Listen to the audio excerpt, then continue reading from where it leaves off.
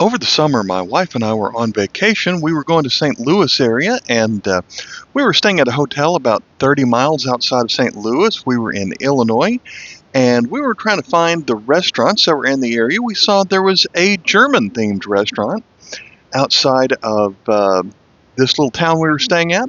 We decided to give it a shot. The name of the place was the Dreamland Palace, and they have been there for 150 years. We got there, and so they say they sell authentic German food, and we don't know what authentic German food is since we're not from Germany. But like a lot of the other German restaurants that I've heard of, it's one of those places where you order a meal, but then they bring out a lot of accessories to your food out there. They brought out some pickled beets. They brought out some spazzle, some applesauce, and some potato cakes. It was about 8 o'clock on a Friday. There were not a lot of people there. There was only one other couple there. That couple said they loved going there about once a month. They loved the place. And they were the only other couple in there on a Friday night. Like I said before, it's in the middle of nowhere. And from our experience, what we found is it's really good if you've got a lot of time to go there. They had two employees, essentially. There was one employee who was the son of the owner, and he pretty much did all the work. He cooked all the food from scratch. And so my wife got the jogger schnitzel. I got a different schnitzel, and all of these pretzel bread that came with it and all these other things. He made it from scratch, but it took an hour to make everything, including all of the fixins that went on the table with it. And so since it's going to take a while, the owner would walk around and talk to you for a while. And he let us have some quiet time, but he got to talk to us for about 30 minutes. And the store itself was really interesting. The guy likes to collect stuff like I like to collect coins.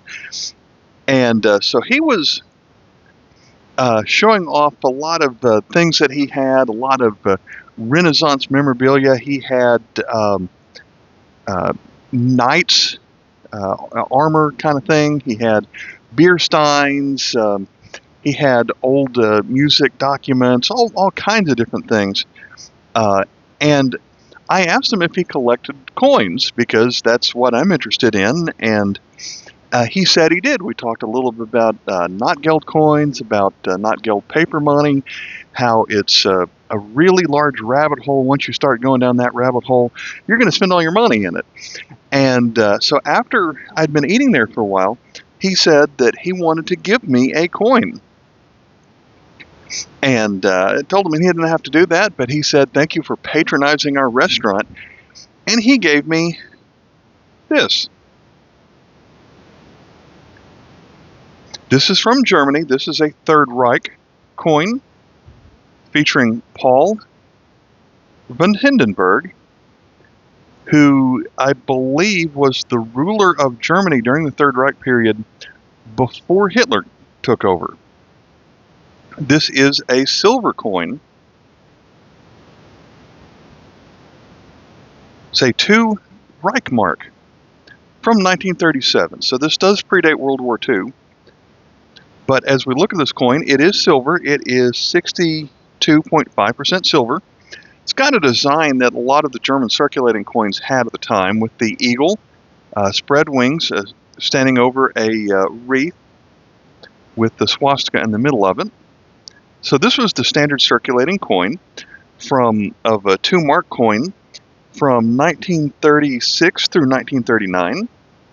They also made a 5 mark with a very similar design. So Paul von Hindenburg lived from 1847 to 1934, so this was a tribute coin to him made just a couple years after his death. There is an A mint mark on this coin, which is the most common one.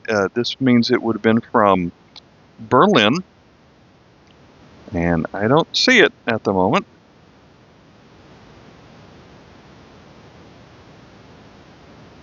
Is that it over there? So A is the most common mint mark from Berlin. This is not a rare coin.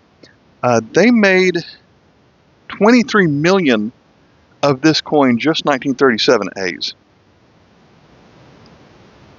And so at 62.5% silver, this comes out to 0.16 ounces, so a little bit less than 1/6 of an ounce. The day I'm recording this, silver is just hit $40 an ounce. That makes this have a bullion value of $6.40. The Krause catalog, this is Krause number KM93. The Krause catalog says it very fine. This would be would have a book value of $9, but silver was half the price about that time. You go over to Numista, and they believe that this coin is worth $12, which is, oddly enough, the value written on here, $12. Definitely worth over $6, but $12 is a reasonable ask for something like this. So I thought this was just kind of a neat thing that if you go to that restaurant by chance because you saw this video, don't expect him to do that for you. I just thought that was amazing that to go to a restaurant and they happen to have a silver coin that they could give me. All right, thanks for watching. Bye.